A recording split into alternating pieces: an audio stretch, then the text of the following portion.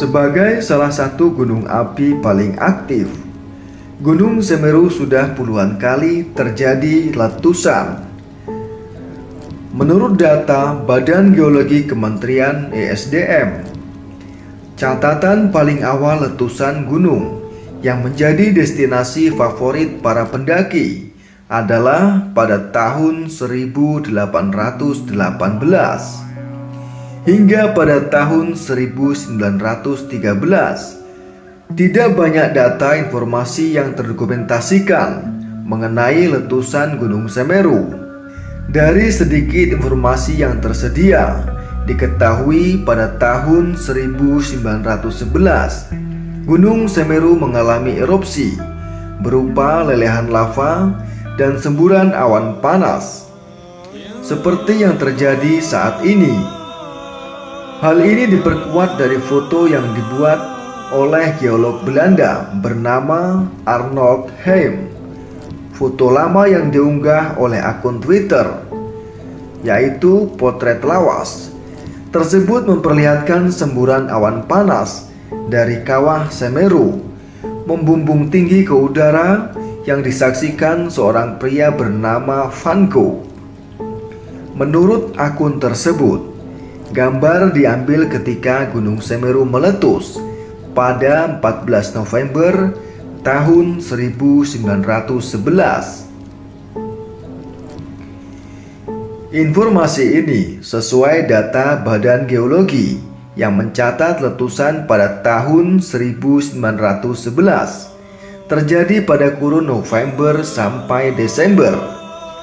Lelehan lava dan gugusan awan panas waktu itu membuat lahan garapan petani rusak parah.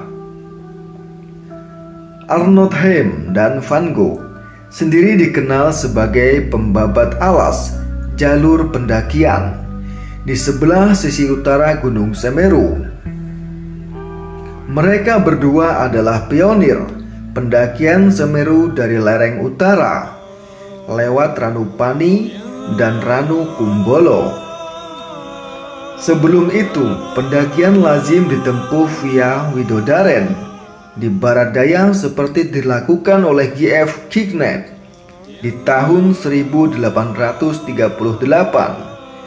atau dari sisi gunung Ayek-Ayek di utara seperti dilakukan oleh Chung Hun pada tahun 1844. Gunung Semeru yang merupakan gunung tertinggi di Jawa tak hanya kondang sebagai destinasi pendakian, tetapi juga sebagai tempat penambangan pasir. Gunung yang berbentuk strato atau kerucut terpancung itu memiliki dua kawah, Mahameru yang sudah tidak aktif dan Jonggring Seloko yang masih aktif.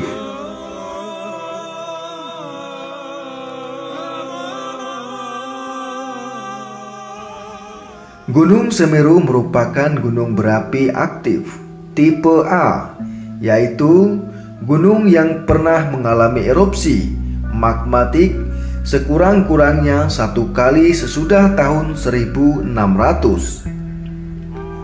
Gunung ini adalah bagian termuda dari pegunungan Jambangan yang telah berkembang menjadi stratovulkano luas yang terpisah. Tipe erupsi Gunung Semeru tidak selalu sama. Setidaknya ada 3 tipe erupsi gunung tersebut yang tercatat. Gunung Semeru tercatat telah mengalami perubahan fase erupsi sebanyak 3 kali sebelum terjadi pada tahun 1967. Erupsi dari Gunung Semeru didominasi oleh tipe erupsi vulkanian pada tahun 1967 hingga pertengahan 2009. Erupsi Gunung Semeru juga didominasi oleh tipe strombolian vulkanian lemah.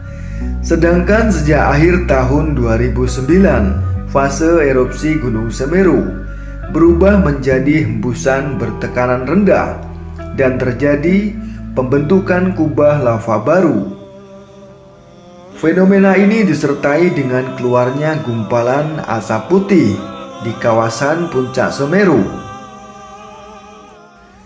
Sejak tahun 1967,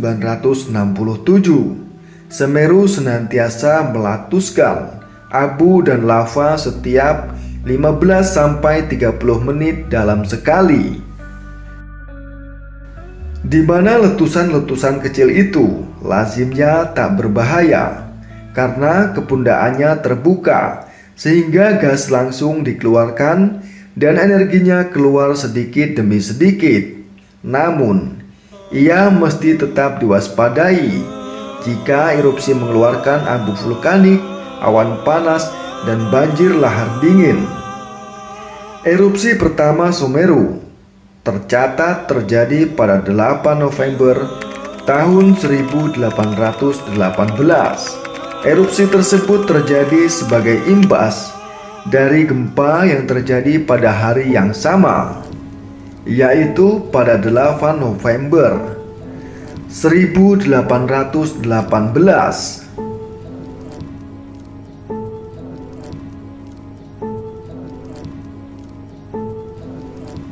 Dalam data, terjadi aktivitas erupsi gunung ini pada hari yang sama.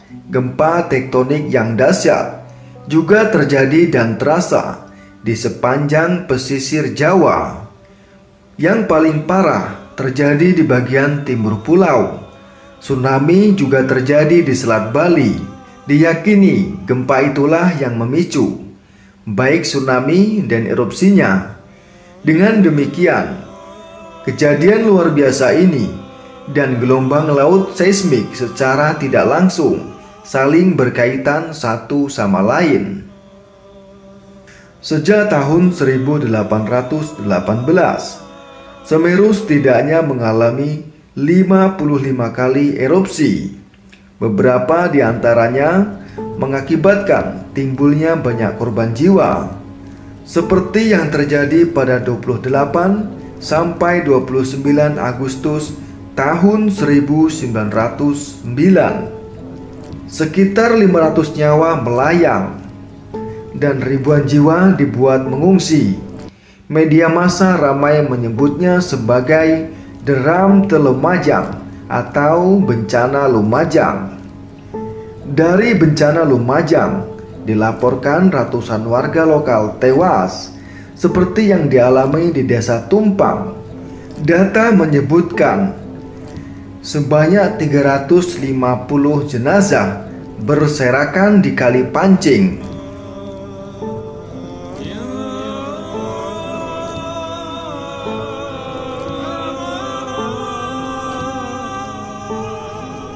Diperkirakan puluhan lainnya hanyut sampai ke muara laut. Sementara di Lumajang baru ditemukan 20 korban tewas tertimbun pasir. Mayat-mayat lain juga menghampar di tempat-tempat lain. Hal ini sesuai data surat kabar yang ditulis oleh media luar, yaitu yang diterbitkan di edisi 4 September tahun 1909. Ratusan korban tewas itu akibat awan panas dan banjir lahar dingin setinggi 2-3 meter pasca erupsi yang menyapu desa-desa di lembah Gunung Semeru. Surat kabar itu juga menyebutkan sekitar 2.000 penyintas dari Malang terpaksa mengungsi ke Jatiroto dan Sukodono. Lahan-lahan pertanian, pabrik-pabrik gula dan tembakau, serta sejumlah jembatan dan jalur kereta api rusak akibat banjir lahar dingin yang diperparah oleh hujan deras. Erupsi besar juga terjadi dalam kurun tahun 1941 sampai tahun 1942. Walaupun tak menimbulkan banyak korban jiwa justru muncul ketika Semeru meletus lagi di 3 dekade berselang. Kendati tak terlalu parah, petakannya disebabkan oleh curah hujan besar pada 12 sampai 13 November tahun 1976. Akibatnya, Desa Kebondeli dan beberapa desa di sekitarnya tersapu banjir lahar dingin. Mengutip Gunung Semeru, antara letusan dan kekayaan alamnya, tragedi itu menewaskan 110 korban tewas dan 9 lainnya terluka parah. Namun sumber lain menyebutkan kejadian itu memakan korban hingga 129 nyawa. Data lain juga menyebutkan sebanyak 1045 rumah warga hanyut dan lebih dari 5.000 penduduk dievakuasi. Lahan pertanian, padi, dan tebu seluas 766.000 hektar hancur dan jalan raya Lumajang Malang longsor.